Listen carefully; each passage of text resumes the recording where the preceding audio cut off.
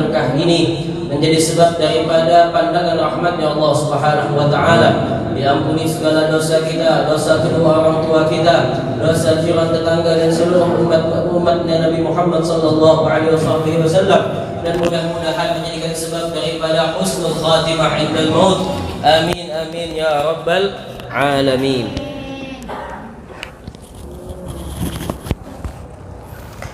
Hadirin wal hadirat, jamaah salat subuh yang dirahmati oleh Allah Jalla Jalaluhu wa ta'ala azamatuh.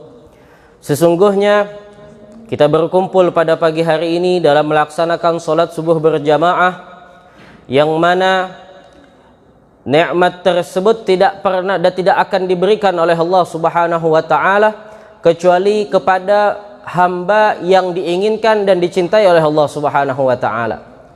Berapa banyak di antara umat manusia, berapa banyak daripada orang yang beriman dengan Allah alaihi wasallam yang ada di dunia ini. Tidak usah kita nilai di dunia, bahkan yang di Samarinda ini. Berapa banyak di antara mereka yang dipilih oleh Allah Subhanahu wa taala yang ingin melaksanakan salat subuh dalam keadaan berjamaah. Rasul sallallahu alaihi wasallam di dalam sebuah hadis mengatakan, "Man shallal isya'a fi jama'atin faka'annama qama nisfal lail, wa man shalla subha fi jama'atin faka'annama qama al-laila kullah." Rasul sallallahu alaihi wasallam beliau bersabda dan menyatakan, barang siapa yang salat isya dalam keadaan berjamaah. Alhamdulillah, di bulan suci Ramadan insyaallah kita tidak pernah absen salat isya jamaah. Karena di situ ada salat tarawih. Kalau bukan karena tarawih, mungkin banyak yang tidak salat isya jamaah. Itu kehebatan salat tarawih. Padahal afdal siapa? Isya apa tarawih? Isya. Kenapa? Karena bulan suci Ramadan. Kenapa jadi salat isya berjamaah? Kenapa masjidnya jadi penuh? Karena Ustadz ada tarawih. Malu kalau nggak tarawih. Seakan-akan tarawih paling afdal daripada salat isya. Kata Nabi Muhammad sallallahu alaihi wasallam, siapapun yang salat isya dalam keadaan berjamaah, baik dia di masjid maupun di rumahnya berjamaah dengan keluarganya, faka'annama qama nisfal lail, maka seakan-akan orang tersebut telah bangun daripada sepertiga atau setengah daripada malam hari, yang mana dia bangun melakukan ibadah di malam tersebut kepada Allah Subhanahu wa taala. Artinya dia juga dapat pahala seperti orang yang menghidupkan setengah daripada malam dengan ibadah. Itu kemuliaan orang yang salat isya. Kemudian lagi kata Rasul sallallahu alaihi wasallam, barang siapa yang salat subuh berjamaah. Nah, ini salat subuh berjamaah. Sulit kita ngumpulkan orang semacam ini. Kenapa salat subuhnya jamaah? Kenapa masjidnya ramai ketika subuh dibanding bulan-bulan yang lain? Karena sudah terlanjur bangun sahur, andak goreng tanggung. Ya kalau tanggung goreng baik umpat dulu ke masjid, kan kayak itu biasanya. Beda dengan bulan yang lainnya. Emang bulan Ramadan ini bulan penuh berkah sudah.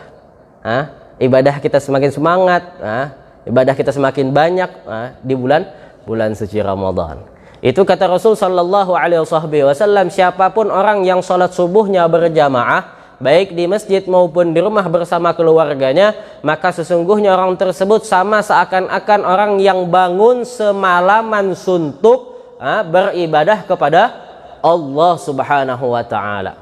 Nah, ini dua salat. Kenapa Nabi Muhammad menyatakan cuma dalam dua salat ini? Mana salat maghrib, mana salat zuhur, mana salat asar?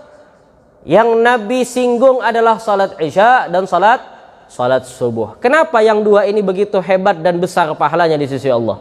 Karena di dalam hadis yang lain yang diriwayatkan oleh Imam Al-Bukhari wa Muslim, kata Rasul sallallahu alaihi wasallam menyatakan akan kehebatan dan kemuliaan salat yang dua ini. Semua salat yang wajib itu mulia. Akan tetapi di situ ada kedudukan yang berbeda di antara satu dan yang lainnya. Salah satunya dua salat ini, yaitu salat isya dan salat subuh. Kata Nabi Muhammad apa? Athqalus salati 'alal munafiqin salatul isya wa salatul fajri. Walau ya'lamuna ma fihima la'atauhuma walau habwa. Kata Rasul apa?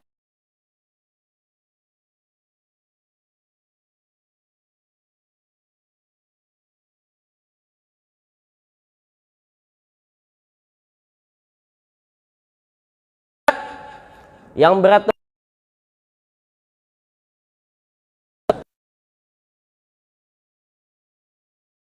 salatul isya wa salat subuh.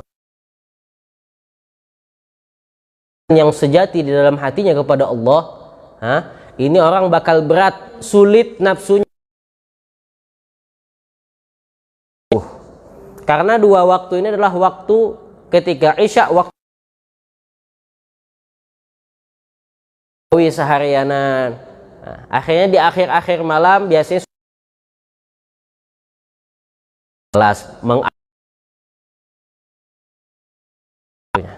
begitu juga sholat subuh. Ini paling berat lagi oleh nafsu. Nyaman-nyamannya goreng, bangun sembahyang nyaman lah.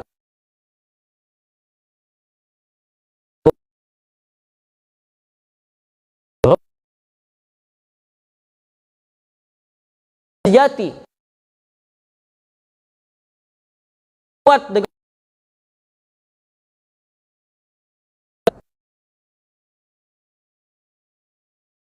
berjamaah di masjid pulang. Kata Rasul, "Lau ya'lamuna tahu dua salat ini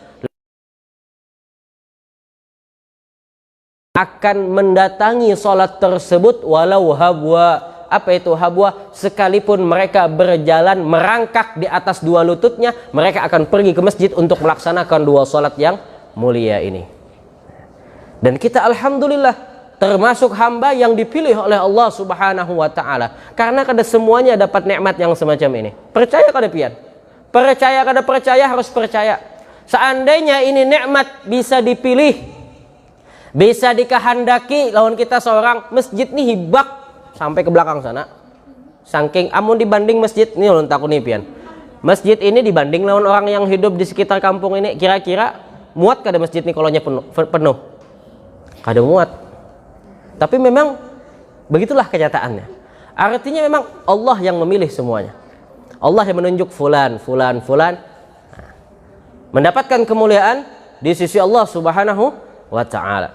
Oleh karenanya dahulu diceritakan tentang kehebatan salat subuh. Di mana di saat kaum muslimin dan muslimat dijajah dan dianiaya oleh mereka orang-orang yang non-Islam. Sehingga sering diganggu, sering diejek oleh mereka orang-orang kafir. Lalu di antara ulama yang ada di zaman itu mengatakan kepada pendeta yang ada di zaman itu, kata ulama ini, apakah kalian tidak takut dengan kami orang Islam? Apakah kalian tidak takut dengan kami orang Islam bahwasanya tetap menyiksa, mencemooh, kemudian mengganggu kami kalau kalian tahu dan yakin bahwasanya kami akan jaya dan menyingkirkan kalian? Lalu kata pendeta tersebut, ya aku yakin bahwasanya kalian akan jaya, tapi aku yakin hal itu masih jauh lagi. Pendetanya tahu. Lalu kata ulama tersebut mengatakan, apakah engkau tahu kapan hal tersebut dan masa-masa emas tersebut terjadi? Kata pendeta tersebut, tahu kapan waktunya. Lalu kata ulama tadi, kapan waktunya Islam berjaya? Lalu kata pendeta tadi, karena dia faham dengan kitab yang diturunkan kepada Nabi Muhammad, dia mengatakan tahu kapan Islam akan jaya ketika mana kalian mereka orang muslimin dan muslimat di waktu subuhnya seperti sholat Jumat. Pian melihatlah kalau hari Jumat. Nah semalam hari Jumat ya, kalau pian melihatlah masjid kalau hari Jumat siang kayak Pak full. Ada yang kada cukup tempat sampai berpanas-panas sembahyang Jumat. Luar biasa. Pemandangan yang sangat menyejukkan hati Nabi Muhammad. Begitulah kata pendeta tadi. Masjid kalian bukan cuma satu masjid, tapi masjid-masjid kalian penuhnya sama seperti orang yang sholat di hari Jumat, maka disitulah akan ada kemenangan dan kejayaan Islam. Kira-kira sekarang nih parakah masih Hah? Masjidnya subuh ya Pak sepi. Apalagi kalau sudah lain bulan Ramadan, sulit. Cari satu shop aja kadang-kadang sulit. Oleh karenanya kemenangan, kemuliaan, kejayaan Islam itu bukan di tangan pemerintah, bukan di tangan pejabat, bukan di tangan ini dan itu. Hanya ada berada di tangan. Kita makmurkan masjid kita sebagaimana kita ramaikan masjid. Kemudian salat. Bagaimana kita muliakan ketika bulan suci Ramadan. Yang mana bahwasanya dikatakan bulan suci Ramadan yang kita tengah-tengah berada tidak terasa telah masuk kepada hari ke-8 daripada bulan suci Ramadan. Kada kerasaan. Tidak terasa sudah 1 minggu kita lalui bulan suci Ramadan. Dan Ramadan akan selalu berlalu hari demi hari. Dia akan selalu semakin jauh daripada kita dan akan meninggalkan kita. Yang menjadi pertanyaan dan permasalahan besarnya bukan di bulan suci Ramadan. Karena bulan suci Ramadan dia akan tetap kembali setiap tahun. Silih berganti tahun, Ramadan pasti akan datang. Akan tetapi yang menjadi permasalahan paling besar adalah kita. Apakah kita di tahun yang akan datang masih ketemu lagi dengan bulan suci Ramadan? Jangankan bulan suci Ramadan, pian adalah yang kau menjamin, ini pian hari ke-8 loh, adalah yang kau menjamin pian ketemu dengan hari raya Idul Fitri. Siapa yang bisa jamin? Ayo. Ada yang bisa jamin? Yang punya jabatan tinggi, yang punya harta, yang punya mobil, rumah mewah. Katakan siapa yang bisa menjamin? Satu orang aja yang bisa jamin. Idza jaa ajaluhum la yastakhiruna sa'atan wa la yastaqdimun. Kalau sudah sampai waktunya, kalau sudah sampai ajalnya, la yastakhiruna sa'atan, tidak bisa mundur walaupun 1 detik, wa la yastaqdimun, tidak bisa dimaju-majukan walau 1 detik.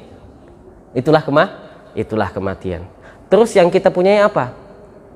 Kita ini belum pasti. 9, 10, Lebaran, kita belum pasti. Yang kita punya apa? Yang kita punya adalah hari kemarin, 1 Ramadan, 2, dan hari ini yang kita punya. Oleh karenanya gunakan bulan suci Ramadan sebaik-baiknya hanya untuk Allah Subhanahu wa ta'ala. Jangan sampai lagi Ramadan tahun ini kita kotori Ramadan dengan hal-hal yang tidak bermanfaat. Jangan kita sibukkan Ramadan ini dengan hal-hal duniawi, apalagi dengan sesuatu maksiat yang menjadikan sebab murkanya Allah Subhanahu wa ta'ala. Kata Allah, sudah cukup yang berdagang, yang bisnis, apalagi yang sibuk dengan dunia, cukup. 11 bulan dalam 1 tahun aku berikan kepada kalian, cuma Allah minta 1 bulan dalam 1 tahun. Minta khusus untuk Allah Subhanahu wa ta'ala. Minta 1. Dan itu adalah suatu keuntungan. Pian tahulah Ramadan ini sebenarnya bulan gasan kita berbisnis. Ramadan ini adalah bulan di mana kita menjalin hubungan perniagaan dengan siapa? Dengan presiden, dengan gubernur, dengan RT, dengan siapa? Kita menjalin hubungan bisnis dan perniagaan dengan Allah. Yang mana nih kalau kita pengen bisnis, nih kalau pian yang tahu bisnis, tahu berdagang, tahu cara bermuamalat, pian kalau ingin join atau pengen jalankan bisnis sama orang lain, kira-kira pian pilih orang apa sembarangan? Pilih. Kita milih-milih orang. Kadang kita harus kenal dulu dengan si fulan. Kita harus tahu sifatnya si fulan. Kita tahu nih jujur apa tidak, ini amanah apa enggak. Semacam itu. Karena kita takut ditipu. Itu dalam hal duniawi. Akan tetapi jangan pernah ragu dan takut ketika berbisnis dengan Allah. Allah tidak pernah bohong dengan kita. Malah keuntungannya berlipat-lipat ganda, khususnya di bulan suci Ramadan. Makanya ini bulan-bulan untuk kita berbisnis dengan Allah. Cukup sudah dunia kita. Tapi bukan berarti kita meninggalkan dunia semalaman seharian suntuk beribadah, tidak. Tetap kita berbisnis, tetap kita mencari dunia, tapi dengan niat untuk akhirat. Maksudnya bukan berarti kita tidak bekerja. Kita kerja, cuma jangan sampai sebab kantor kita, sebab sawah kita, sebab toko kita, semuanya mengalahkan akan ketakwaan kita kepada Allah Subhanahu wa ta'ala, khususnya di bulan suci Ramadan. Ini Allah datangkan bulan suci Ramadan untuk apa? Untuk memberikan keuntungan yang besar kepada kita. Waktu-waktu kita ini adalah modal utama untuk kita meraih akan keuntungan yang paling besar di sisi Allah. Keuntungan dunia yang kita cari selama 11 bulan, duit, emas, dan lain sebagainya, bisa kita simpan, bisa kita abadikan hanya dalam waktu yang singkat. Kita kerja 1, 2, 3, 4, 6, 10 tahun kita kerja. Buat apa? Untuk masa depan. Betul? Untuk masa depan. Sekarang kita tanyakan pada diri kita, masa depan kita itu yang mana? 10 tahun akan datang, 20 tahun akan datang, 50 tahun jikalau kita hidup, itu adalah bukan masa depan. Masa depan yang sesungguhnya adalah dimulai ketika kita sakaratul maut. Itu masa depan yang hakiki. Yang mana setelahnya adalah kehidupan la mauta ba'daha. Tidak ada kematian setelahnya ini. Kita kalau pengen cari nikmat, kita kalau pengen cari kekayaan dan keuntungan, kita pasti ingin keuntungan yang berkesinambungan. Artinya terus menerus ada. Nah, kita cari keuntungan yang banyak. Kalau kita ingin untung yang berkesinambungan, yang selalu ada, maka carilah keuntungan akhirat. Oleh karenanya bulan yang semacam ini kita mencari keuntungan akhirat. Yang mana juga kita selain sibuk membangun dunia kita, sibuk membangun rumah kita, sibuk membangun kamar kita, sibuk menghiasi rumah kita, sibuk dengan ini dan itu. Di samping itu jangan sampai kita lupa juga untuk membangun akhirat kita. Orang sibuk bangun kamarnya, orang sibuk menghiasi kamarnya dengan sesuatu yang indah. Hiasi kamar kita, yaitu yang paling pasti adalah tempat kubur kita. Jangan kita lupakan tempat tersebut, karena bagaimanapun juga kita akan masuk ke dalamnya. Oleh karenanya ini bulan adalah bulan yang penuh dengan kesempatan emas bagi setiap hamba yang ingin berniaga, berbisnis dengan Allah Subhanahu wa ta'ala dengan keuntungan yang besar. Sebagaimana kata Nabi Muhammad sallallahu alaihi wasallam, di bulan Ramadan setiap hal-hal yang fardu dan wajib yang mana ketika kita semua lakukan di bulan yang lainnya selain bulan Ramadan, setiap satu kebaikan dihitung menjadi 10 kebaikan. Akan tetapi di bulan suci Ramadan Allah bedakan, Allah istimewakan. Ini umat jikalau mengamalkan yang fardu, menjalankan yang wajib, dilipat gandakan oleh Allah sampai berapa? 70 kali lipat. Jadinya berapa? 700 pahalanya. Satu yang wajib. Kemudian lagi yang sunnah-sunnah ketika kita hidupkan di bulan suci Ramadan, yang mana kalau di bulan lain cuma pahala sunnah. Akan tetapi kalau di bulan suci Ramadan, yang sunnah-sunnah akan menjadi pahala wajib di sisi Allah Subhanahu wa ta'ala. Makanya disebut dengan syahrul tijarah. Selain syahrul ibadah, syahrul tijarah. Bulannya kita berdagang, berniaga. Dengan siapa? Dengan Allah Subhanahu wa ta'ala. Belum lagi di bulan tersebut ada satu malam, yang mana di malam tersebut adalah malam yang paling istimewa yang kita kenal dengan Lailatul Qadar. Malam 1000 bulan. Yang mana jikalau seorang hamba ketika dia beribadah di malam tersebut, apabila dia salat sunat, berbenturan langsung, berpapasan dengan malam Lailatul Qadar, maka dia sama seperti orang yang salat sunat satu malam saja, menyamai seperti orang yang salat sunat selama yang di malam itu 83 tahun. Yang malam itu baca Al-Quran, maka dia sama baca Al-Quran selama 83 tahun. Dan seterusnya, ibadah apapun yang kita lakukan pada malam tersebut, maka dihitung sama seperti orang yang melakukan selama 8. Untung itu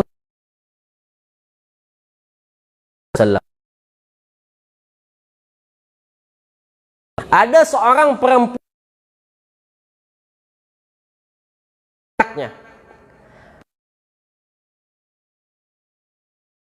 tersebut melihat, kata Nabi tersebut, wahai perempuan, tangisi di hadapan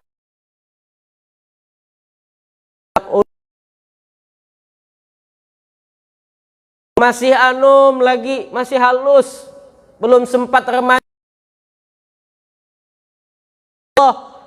Aku belum sanggup, belum bisa meridhoi untuk berpisah dengan anakku ini. Lalu ujar Nabi tadi bertakun, wahai ibu, 300 tahun. Nah, 900. Berapa? 300 tahun. Ngil-mungilnya lagi, masih lucu-lucunya. Berapa? 300 tahun. Kalau kita, wah ini ada yang 300 tahun. Ada tahun lagi sudah. Yang 100 saja bisa kada ingat masuk ke dalam rumah, apalagi pun 300.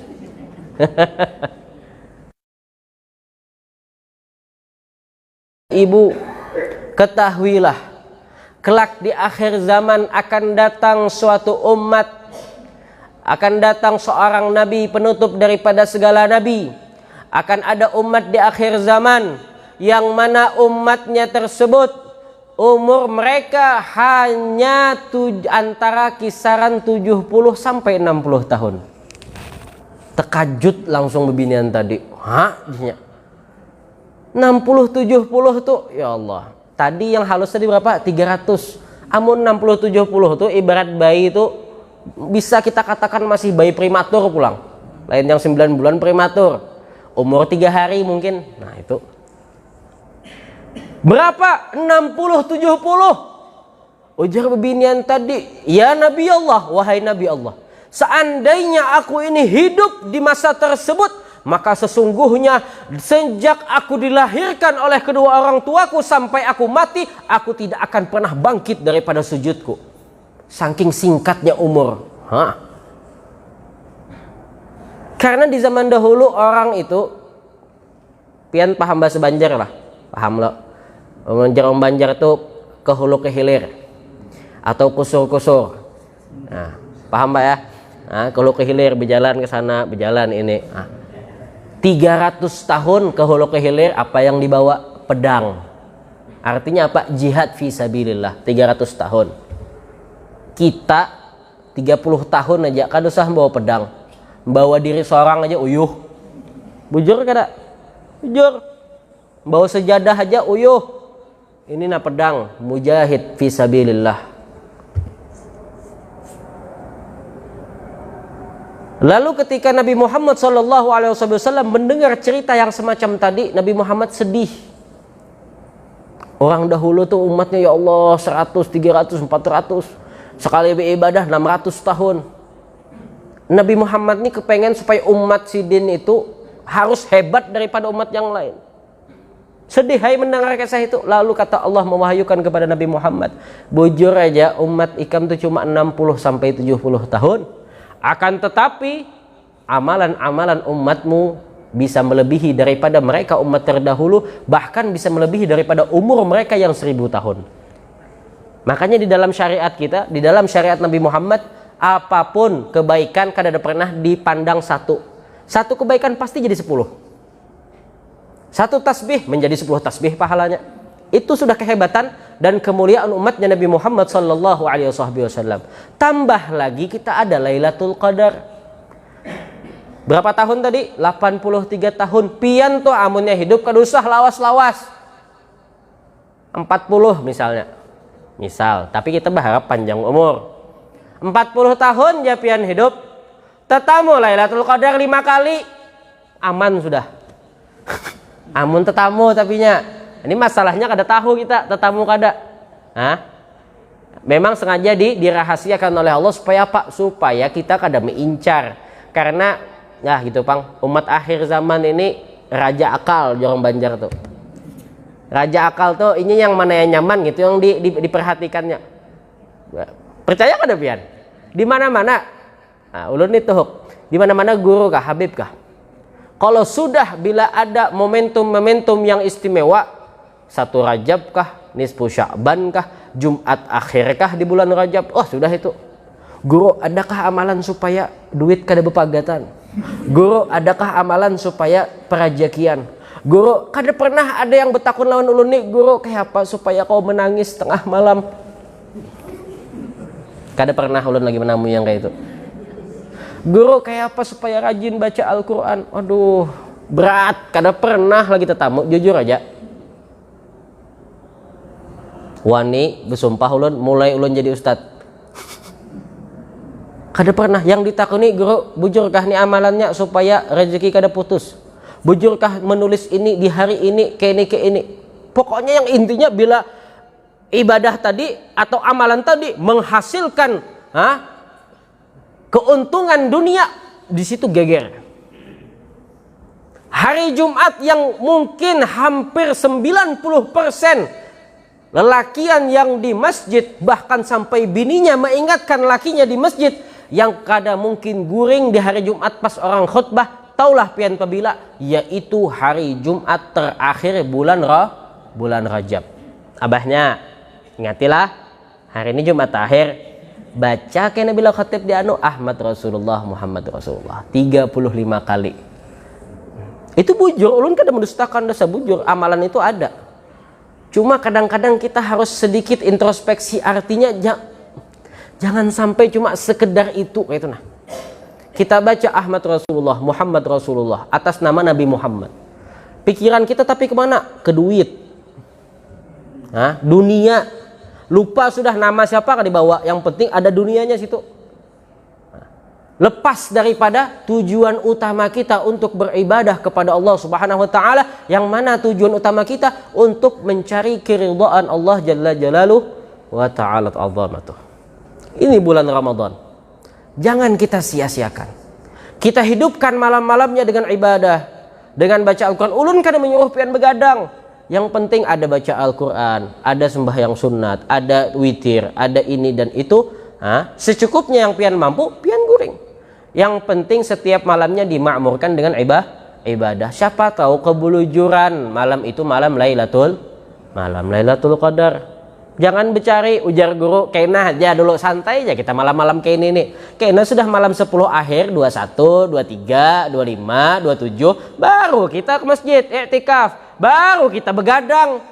Karena di situ guru biasanya pasti ada Lailatul Qadar. Nah, yang diincar tuh yang kayak itunya, itu dia raja akal. Dicari itu jalan pintas saja terus. Kada mau ibarat itu berjuang. Taulah pian, kehebatan, keistimewaan atau kemuliaan seseorang itu kada bakal dia dapat dengan santai atau ngetek di atas kursi, santai di atas ranjang. Kada. Guru-guru kita, para habaib, para ulama, kayak apa buahnya jadi mulia? Guru sekumpul, jadi orang yang mulia, hidup dan meninggalnya menjadi orang yang dimuliakan. Perjuangan, bukan main, menuntut ilmu, beribadah kepada Allah. Karena yang dicari buahnya bukan kepopuleran, bukan hendak dimuliakan, tapi ketika mereka habiskan umur, harta, kesehatan dan segala-galanya hanya untuk Allah Subhanahu wa taala, maka Allah pun menjadikan mereka di atas segala-galanya. Tujuan mereka Allah, bukan dunia. Tapi ketika tujuan kita semuanya, bahkan ibadah kita jadikan sarana untuk mencapai dunia, maka sesungguhnya tidak ada yang bisa membuat kita puas dengan dunia tersebut. Walaupun 1, 2, 3 gunung, kayak gunung Uhud itu emas, kada pernah bakal puas.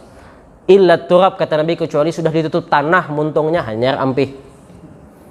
Karena Allah sudah pesan dengan dunia. Ini dunia ampun siapa? Ampun Allah. Kita tuh bila hendak lahan kah, apakah? Kita kalau hendak apa-apa di situ, izin kada? Izin dengan pemiliknya. Ini dunia milik siapa? Allah. Allah sudah pesan dengan dunia. Kata Allah apa? Ya dunya, man khadamani fakhdumihi. Siapapun orang yang ada di atasmu, yang hidup berkeliaran di atas dunia, jikalau dia man khadamani, berkhidmah kepadaku, kata Allah. Berkhidmah, berkorban untuk syariat dan agamanya Allah. Nah, macam-macam ibadah, mengajar, mendidik anak dan lain sebagainya, menafkahi keluarga. Berkhidmah tujuannya untuk mencari ridha Allah, berbuat ketaatan untuk mencari kecintaan Allah. Fakhdumihi, maka wahai dunia, kata Allah, jadilah engkau pelayan bagi orang tersebut. Makanya kita kada heran, kayak guru-guru, kayak habaib, sidin santai aja, kayak itu aja majar ini. Bukan karena sidin hendak mencari dunia dengan ilmu, tapi memang dunia yang tunduk di hadapan sidin. Kenapa? Pesan dari Allah. Bukan cuma orang-orang alim, tapi orang-orang soleh juga semacam itu. Coba lihat orang yang istiqomah sholat sunat duha dengan orang yang kada istiqomah, pasti beda kehidupannya. Karena kehidupan itu kada kau dinilai dengan uang. Kebahagiaan itu kada bisa dinilai dengan banyak atau ganalnya rumah. Berapa banyak orang yang hidup di istana tapi hatinya guring tengah malam, kada pernah tenang. Berapa banyak orang kada bebaras, rumah miris pulang, tapi hatinya setelah arai, bahagia, enjoy. Banyak kada itu? Banyak. Dari mana mereka dapatkan ketenangan tersebut? Dari mereka cari di jalannya Allah Subhanahu wa ta'ala. Jadi pelayan jar Allah. Ikam dunia, layani mereka yang bujur-bujur menjalani hidupnya hanya untukku. Layani. Cukupi kehidupan mereka. Allah yang sudah pesan dengan dunia. Tapi hati-hati, waspada. Sebaliknya kata Allah apa? Ya dunia, man khadamaki fastakhdumihi. Wahai dunia, siapapun orang, kada pandang bulu, kada pandang jabatan, kada pandang ilmunya, kalau sudah menjadi babu atau menjadi budak untukmu, artinya Pak, dihabiskannya umurnya, dihabiskannya kesehatannya hanya untuk setiap harinya mencari dunia. Tunduk lawan dunia, membangun dunia, lupa sudah dengan akhirat. Dengan sebab dunia, dengan sebab mobil, dengan sebab duit, dengan sebab bisnis, lupa sholat jamaah. Ketinggalan bahkan mengakhirkan sholat wajib. Bahkan sampai di antara mereka keluar dari waktunya. Dengan sebab dunia, lupa dengan kewajiban-kewajiban, lupa dengan yang sunnah-sunnah, lupa luput dengan majelis ta'lim, jauh dengan ulama. Sebab apa? Sebab dunia. Ini orang yang jadi babunya dunia. Apa kata Allah orang yang semacam ini? Fastakhdumihi, maka jadikanlah dia babu yang sesungguhnya untuk dirimu. Yaitu jadinya kemanakah melangkah, kemanakah merantau. Sesukses apapun dalam kacamata dunianya, bisnisnya, perdagangannya, dia akan selalu dibuat-buat oleh dunia, tergila-gila dan tidak akan pernah merasa cukup dengan dunia. Coba pian bayangkan aja orang yang sudah bisi mobil 3, tanah 70 hektar, emas 600 ton. Serah lo, naikkan contoh. Pokoknya mobil tuh sampai gang-gang orang tuh jadi parkiran. Rumah gendang lawa aja kada sampai saking tingginya rumah. Kalau kita pikir-pikir, kalau sudah kayak itu kira-kira kemun kayak kita kan mikirnya walau rumah kau betaduh, bisi mobil 1, rezeki lancar, kira-kira kita akunlah boyuh-uyuh awak tiap hari begawi. Kada perlu. Tapi banyak kita saksikan orang yang rumahnya mewah, mobilnya banyak, emasnya 1 kontainer. Tapi setiap harinya full. Pagi, malam bulik, begawi terus. Untuk apa? Karena dia tidak akan pernah merasa cukup ketika dia menjadi babunya dunia. Menjadi budaknya dunia, maka dia tergila-gila. Dapat mobil 1, hendak pulang menambahi 2. Kada puas kayak ini, hendak lagi, terus. Pokoknya kada pernah puas. Makanya ujar Nabi, Bani Adam ini kada pernah puas. 1 gunung Uhud emas, 2, 3, hendak pulang yang keempat. Bini 1, 2, 3, mun kawa lebih 4 lebih.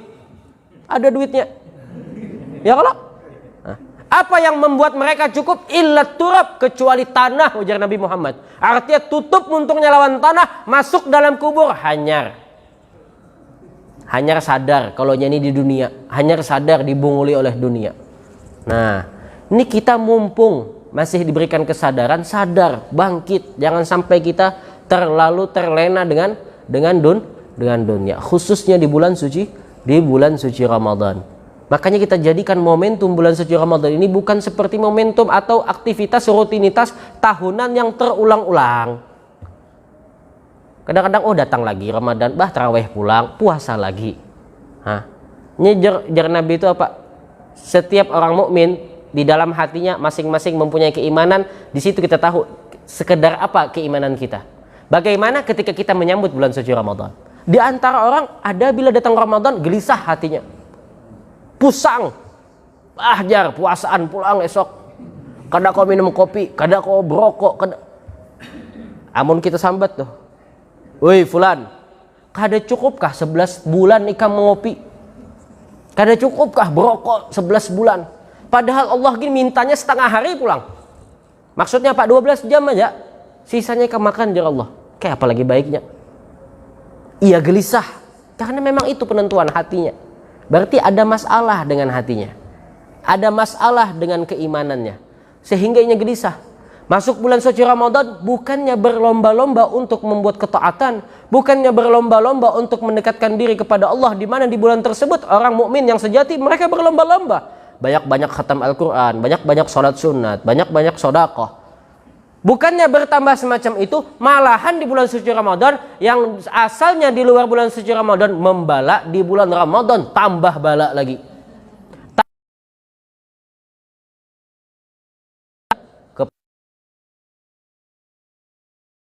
Diberkahi oleh Allah di bulan suci. Bila taraweh pasti yang dicari itu sedikit. 23-nya kada jadi masalah semua itu. Siapa yang paling cepat, yang mana yang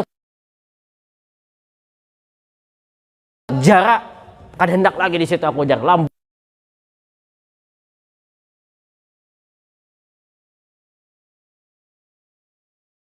Subhanal Malikul Kudus, jarak witir sudah sampai ke itu, sampai seitunya menilai ibadah kepada Allah.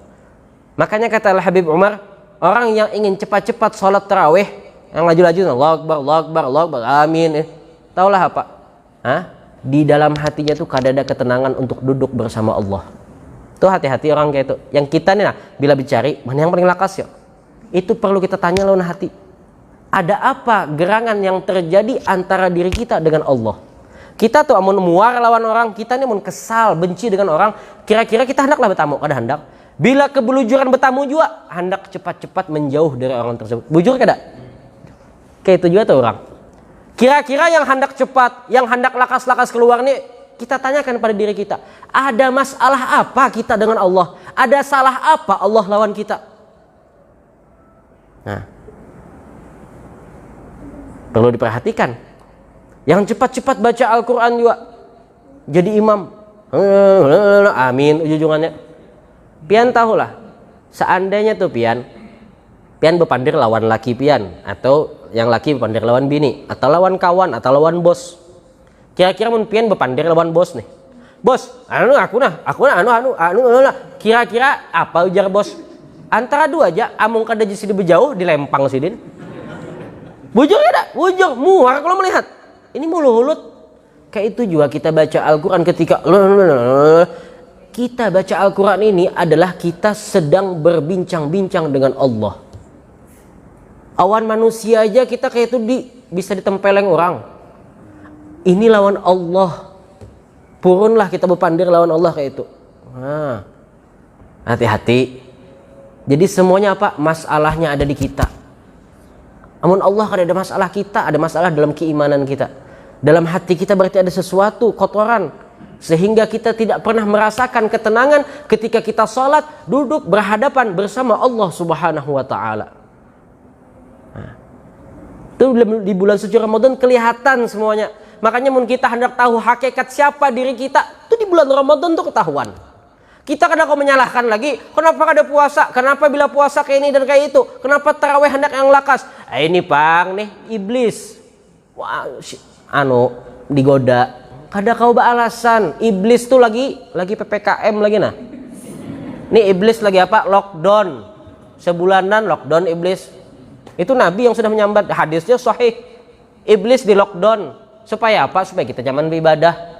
Nah, cuma di situ Allah hendak memberitahu ke kita. Artinya ketika bulan suci Ramadan datang, di situ kita berhadapan dengan siapa sesungguhnya nafsu kita. Di situ kita tahu, oh ini nafsuku ini nakal. Nafsuku ini yang bandel, bukan syaitan. Nah, maka dari situlah kita mendidik, kita latihan di bulan suci Ramadan. Terakhir, bulan suci Ramadan datang mendidik kita. Mendidik kita membaca Al-Quran, yang mungkin kita di bulan lain sudah lepas dengan Al-Quran. Banyak HP pada Al-Quran. Nah, kemudian sholat sunat witir di antara kita mungkin kadada, bahkan mungkin belang kambingan. Ada yang belang hadangan. Artinya kada sama sekali, kada ada balangnya. Nah, ada yang koler ini, koler dan itu. Pas Ramadan semangat. Tanda orang yang sukses di bulan Ramadan yang mana tujuannya ya ayyuhalladzina amanu kutiba alaikumusyamu kama kutiba alal ladzina min qablikum la'allakum tattaqun. Supaya kita keluar dari bulan suci Ramadan, ini adalah sekolahan dan madrasah pesantren kilat untuk umat Nabi Muhammad menjadi mereka hamba yang paling bertakwa kepada Allah. Artinya apa? Bilanya lulus di bulan suci Ramadan 30 hari atau 29 hari, dia keluar mendapatkan sertifikat takwa. Arti orang yang paling bertakwa. Ini ijazah kada kau ditukari pakai duit. Amun S1, S2, S-boba masih kawa pakai duit pian nukar. Titel apa aja dokter sampai longor masih bisa disogok. Tapi kalau sudah titel atau sertifikat takwa ijazah ini kada kau ditukar pakai duit. Dan sertifikat ini yang akan menyelamatkan kita kelak di hadapan Allah di hari kiamat, bahkan ketika kita sakaratul maut. Percaya kada pian? Amun masih nang Sinovac, apalagi sertifikat yang COVID itu semuanya, itu kita selamat di bandara aja, selamat di dunia, di jalan. Nah, tapi kalau di akhirat apa? Hendak booster kapan hadapkan ke Allah kada payu lagi. Yauma yafirul mar'u min akhihi wa ummihi wa abihi. Semuanya lari. Yang laki kada mengakui bininya, yang bini kada mengakui lakinya, yang anak kada mengakui kuitannya, yang kuitan kada kenal dengan anaknya. Saking takutnya dipertanggungjawabkan di hari tersebut. Kada ada lagi sudah yang bisa menyelamatkan di hari tersebut. Kecuali sertifikat tadi. Apa? Takwa. Bagaimana kita tahu kita dapat sertifikat itu? Bagaimana kita tahu kalau kita ini lulus di bulan suci Ramadan? Tahu kayak apa caranya? Kita bisa lihat ketika kada usah jauh-jauh. Di awal lebaran hari raya Idul Fitri, kemudian sampai hari seterusnya. Sampai ketemu lagi kepada bulan suci Ramadan. Kita lihat bagaimana keadaan kita di bulan suci Ramadan, yang mana kita semangat membuat sebuah agenda. Hari 1, 2, 3, 4, 5, 6. Kita punya agenda ya kalau. Jangan sampai kita cuma agenda makan. Hari pertama gangan sop. Hari kedua buka puasa gangan asam. Hari makanan aja dipikirkan. Tapi kita punya agenda. Agenda apa? Harus khatam 2 kali. Harus khatam 3 kali. Malam ini baca Quran 1 juz. Malam esok harus 2 juz. Kita punya agenda. Malam ini aku taraweh di sini, malam ini taraweh yang sejus, malam ini pengajian di sini dan di situ, semua dihadiri. Nah, semua agenda yang semacam itu yang telah kita jalankan di bulan suci Ramadan, jikalau betul-betul kita jalankan ikhlas karena Allah Subhanahu wa taala, bukan karena supan. Nah, orang ada yang khatam kita kada supan, paksa mengaji, kada, tapi ikhlas. Nah, jikalau semua kita jalankan ikhlas karena Allah Subhanahu wa taala, tandanya kita sukses di bulan suci Ramadan. Ketika kita keluar dari bulan Ramadan, belum sampai Zulhijjah, belum 1 Syawal, bulan kita lebaran. Dari situ kita mulai, kita ingin tahu sukseskah kada. Bahkan di malam lebaran sudah kelihatan. Ini bila malam hari raya sibuk dengan menghidupkan malamnya, beribadah. Ini tanda-tanda nih, karena malam tersebut adalah malam Allah membagikan hadiah bagi pemenang-pemenang di bulan suci Ramadan. Ada door prize-nya. Tapi bila orang malam lebaran, orang iktikaf di masjid, orang menghidupkan malam, ini menghidupkan pasar. Bila malam hari raya, iktikafnya di mana? Di mall. Malam hari raya di mana? Iktikafnya di kafe. Malam hari di mana? Iktikaf di tepian. Nah, dalam kelalaian. Ini tanda-tanda sudah, dari situ sudah kelihatan. Tapi mereka yang menghidupkan, kemudian di esok harinya sudah kelihatan. Jikalau orang tersebut lulus di bulan suci Ramadan, maka sesungguhnya program yang mereka agendakan yang istiqomah selama bulan suci Ramadan akan tetap berjalan walaupun mereka keluar dari bulan suci Ramadan. Itu aja tandanya. Bila pian setelah bulan Ramadan tuh, pada hari raya malamnya, nah witir tetap jalan. Hari raya pertama tuh kan malamnya witir tetap jalan, baca Al-Quran tetap ada, walaupun kada sebanyak Ramadan. Nah, karena kita pulang sampai serbutnya duha, apalagi macam-macam sedekah apa. Nah ini tanda-tanda, artinya ada kemungkinan insya Allah itu adalah tanda kepastian bahwa orang tersebut menjadi orang yang lulus dari bulan suci Ramadan. Tapi 30 hari penuh kada bebulikan lagi.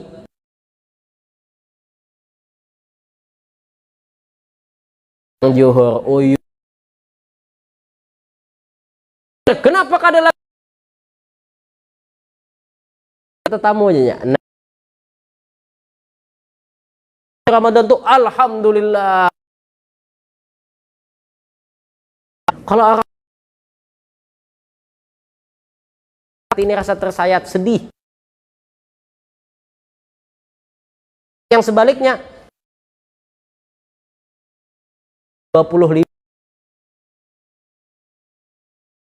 hati dengan memberikan taufik dan hidayah Allah Subhanahu wa taala. Hanya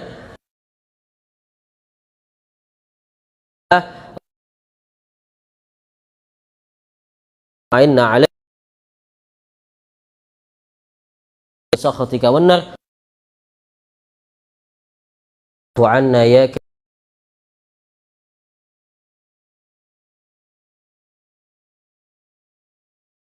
Ru'ana wa tamim taqsirana ya Allah ya Allah ya arhamar rahimin. Rabbana taqabbal minna innaka antas samiul tub alaina innaka antat tawwabur rahim. Rabbana atina fid dunya hasanah wa fil akhirati hasanah wa qina adzaban nar. Wa sallallahu ala sayyidina Muhammadin wa ala alihi wa sahbihi wasallam. Walhamdulillahi rabbil alamin. Sekian yang bisa ulun sampaikan, kurang lebihnya apabila ada salah khilaf ulun mohon maaf dan ridha. Ini padahal hari ini Habib Muhammad ya, ulun cuma mendadak. Ini ustadz dadakan aja ulun nih. Menggantikan Siden, bisa artinya menjalankan amanah Siden saja. Mudah-mudahan kita panjang umur, dipertemukan lagi dengan Allah Subhanahu wa taala, kesehatan walafiat. Ini yang bisa ulun sampaikan. Assalamualaikum warahmatullahi taala wabarakatuh.